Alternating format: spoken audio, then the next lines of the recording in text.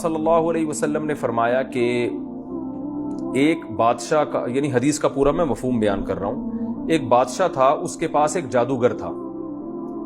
تو یہ بادشاہ لوگوں کو الو بناتے رہتے ہیں نا، جادو وادو دکھا دکھا کے لوگوں کو عقیدت رہے۔ تو وہ جادوگر جب بوڑھا ہو گیا تو اس جادوگر نے بادشاہ سے کہا کہ میں مرنے والا ہوں، تو کوئی ایسا نوجوان ہو جس کو میں یہ جادو سکھا دوں تاکہ وہ تمہارے کام آ سکے، تو کوئی نوجوان ہو تاکہ ذرا لمبی عمر ہو، تمہاری خدمت کر سکے گا۔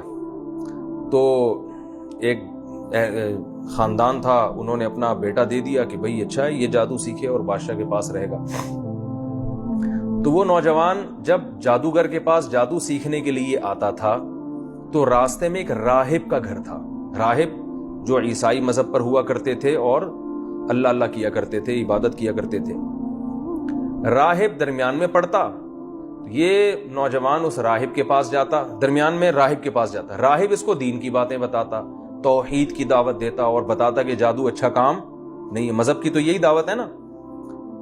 اور جب یہ جادوگر کے پاس جاتا تو جادوگر اس کو وہی فلیتے پلیتے اور سنگ دل محبوب، آپ کے قضیے ٹوپی ڈرامے تو جادوگر لے کے چل رہے ہوتے ہیں، اور یہ لے کر آؤ اور مردہ، یہ میں اپنی طرف سے تشریح کر رہا ہوں، حدیث میں اتنی تشریح نہیں ہے، لیکن یہی کرتا ہوگا نا۔ حدیث میں تو بس اتنا ہے کہ جادوگر کے پاس آتا تو راہب کے پاس سے ہوتا ہوا جاتا، اور جاتے ہوئے بھی راہب کے پاس سے، یعنی گھر سے آتے ہوئے بھی راہب کے پاس سے اور واپسی پہ بھی راہب کے، تو راہب کی باتیں زیادہ اس پر اثر کرنے لگیں۔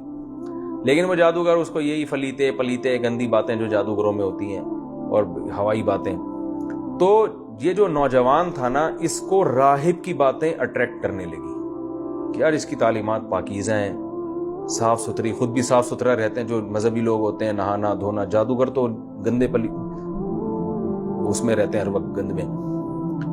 تو یہ کیا ہوا، یہ مسلمان ہو گیا، یعنی اس وقت عیسائی مذہب اس نے قبول کر لیا جو برحق مذہب تھا۔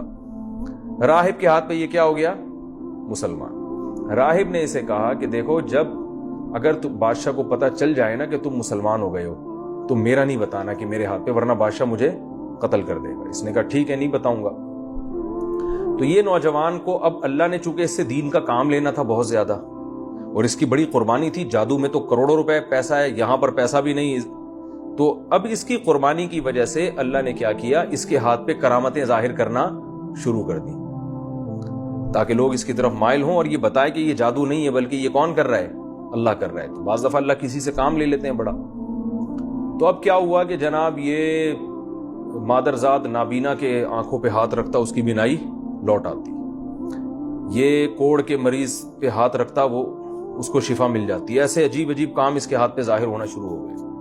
تو بادشاہ نے کہا بھئی یہ تو بڑا جادوگر بن گیا ہے، اور یہ بڈھے نے تو اس کو بڑا ٹائٹ سے، بڈھے سے بھی آگے نکل گیا یہ تو جو جادو سکھا رہا تھا۔ بادشاہ بڑا خوش ہوا، تو بادشاہ نے اس کو بلایا کہ ہمیں تمہارے بارے میں خبر پہنچی ہے، تم تو بھئی یوں بھی کر رہے ہو، یہ بھی کر رہے ہو، یہ بھی کر رہے ہو، تم تو بڑے ماشاءاللہ فنٹر، ماشاءاللہ تو نہیں کہا ہوگا، یعنی فنٹر بن گئے۔ تو اس کو اب موقع مل گیا۔ اس نے کہا بھئی بات یہ ہے کہ یہ سب کچھ اللہ کر رہا ہے، میں نہیں کر، صرف ہاتھ میرا ہے، کرنے والا کون ہے، اللہ۔ بادشاہ تو کافر تھا، وہ تو اللہ کو مانتا نہیں تھا۔ اس کو یہ خطرہ ہوا کہ یہ تو لوگوں کو اللہ کی طرف دعوت دے رہے ہیں، تو لوگ تو اللہ کی قدرت پہ یقین کریں گے، میری دکان کیا ہو جائے گی، بند۔ تو بادشاہ اب اس کو قتل نہیں کرنا چاہتا تھا، کیونکہ بادشاہ کہہ رہا تھا یہ بڑا قیمتی آدمی ہے، اس کے ہاتھ پہ ایسی ایسی چیزیں ظاہر ہونا، اگر یہ میرا بن جائے تو میرے لیے بہت مفید ہو سکتا ہے۔ تو بادشاہ یہ چاہ رہا تھا کہ اس کو ڈرا ڈرا کے قتل، یعنی ڈرائے، قتل کی دھمکیاں دے تاکہ یہ قتل نہ ہو اور یہ موت کے خوف سے جو ہے نا ایمان چھوڑ دے۔ خیر اس کو پہلے تو اتنا مارا گیا، اتنا ٹارچر کیا گیا کہ اس نے راہب کا نام بتا دیا کہ میں اس کے ہاتھ میں، ظاہر انسان ایک حد تک مار برداشت کرتا ہے۔ تو راہب کو لایا گیا اور راہب کا موتناش الصاروخ بده يموتنا الجوع. احنا بالنسبه لنا في الخيم سر، اس نے راہب کا نام بتا دیا کہ میں اس کے ہاتھ میں، ظاہر انسان ایک حد تک مار برداشت کرتا ہے۔ تو راہب کو لایا گیا اور راہب کا سر قلم کر دیا گیا، وہ بیچارہ شہید ہو گیا۔ کتنا مبارک راہب ہوگا جس کا حدیث میں تذکرہ آ رہا ہے۔ تو اور اس کو کیا کیا گیا کہ اس کو بادشاہ نے کہا کہ لوگوں سے کہا اپنے درباریوں سے کہ اس کو لے کے جاؤ پہاڑ پہ اور نیچے کھائی دکھاؤ، اس کو ڈراؤ، ٹھیک ہے نا، اور اس سے کہو کہ یہ عیسائیت چھوڑ دے، نہیں چھوڑتا تو ہم تمہیں یہاں سے گرا کے ہلاک کر دیں گے۔ تو اس کو لے گئے، اس نے کہا ہلاک کر دو، میں تو عیسائیت نہیں چھوڑنے والا۔ تو اللہ کی قدرت کیا ہوئی ہے کہ وہ پہاڑ پہ ایسا کچھ زلزلہ آیا، وہ سارے مر گئے اور یہ بچ گیا، اکیلا واپس آ گیا۔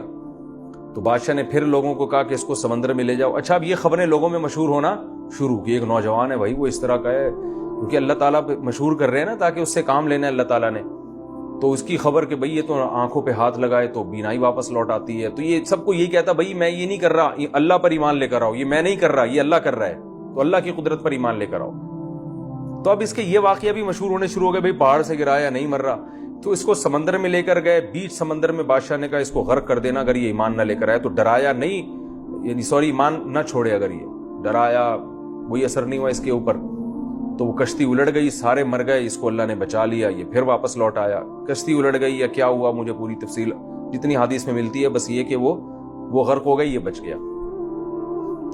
تو جب یہ واپس آیا تو جب بادشاہ نے ساری کوششیں کر لی کہ بھئی یہ اچھا لوگ آہستہ آہستہ مسلمان ہو رہے ہیں، تو اس نے بادشاہ کو کہا کہ اے بادشاہ، اگر تو مجھے قتل کرنا چاہتا ہے تو جو طریقہ میں بتاؤں نا اس طریقے سے قتل کر۔ اب لوگوں میں تو شہرت ہو چکی تھی کہ بادشاہ نے سارے حربے استعمال کر لیے مگر یہ قتل نہیں ہو کے دے رہا۔ اس نے کہا جو طریقہ میں بتاؤں گا اس طریقے سے تو مجھے مارے گا تو میں قتل ہو جاؤں گا۔ بادشاہ تو چاہ رہا تھا اس سے جان چھڑائی، ہے تو ہمارے لیے مصیبت بن گیا ہے۔ بادشاہ نے کہا کیا طریقہ؟ اس نے کہا بھائی چوک پہ کھڑا کر کے